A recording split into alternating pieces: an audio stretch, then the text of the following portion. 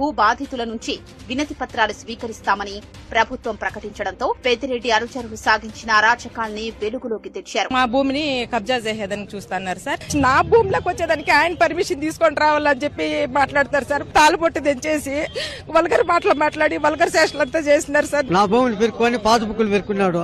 Ramachandra Reddy ఏరోలకే అమ్మేసినాడు.